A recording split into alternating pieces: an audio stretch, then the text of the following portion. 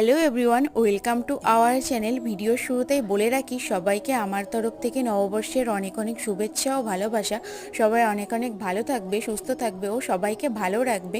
বছরের দিনগুলো যেন কত তাড়াতাড়ি কেটে যায় কিছুই বোঝা যায় না। দেখতে দেখতে আবার আমরা একটা বছর পার করে ফেললাম। আর প্রতিবারের মতো এবারও আমাদের বাড়ি নববর্ষের দিন হচ্ছিল এই পুজোটা। ভাবলাম চলো তোমাদের সাথে কিছুটা শেয়ার করা যাক। এটা হলো মূলত ভগবতী যাত্রা বা ভগবতী পুজো। এটা সাধারণত গোয়াল ঘরে হয়, আর যাদের গোয়াল ঘর নেই তারা হয়তো নিজেদের ঘরে করে থাকে। তারপরে আমি পুজো করে চলে গেছিলাম একটু বাগানে। বাড়িতে কারেন্ট ছিল না, তাই ঘরে বসাটাও সম্ভব হচ্ছিল না।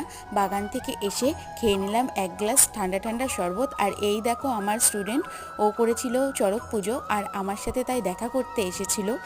তারপরে দুপুরের খাওয়া দাওয়া সেরে নিয়ে আমি মা আর বৌদির সঙ্গে চলে যাচ্ছি আমাদের পাড়ায়, যেখানে এখন চড়ক খেলা দেখানো হবে। আর আমার দাদার ছেলেকে বলেছিলাম আমার একটা ভিডিও করে দিতে,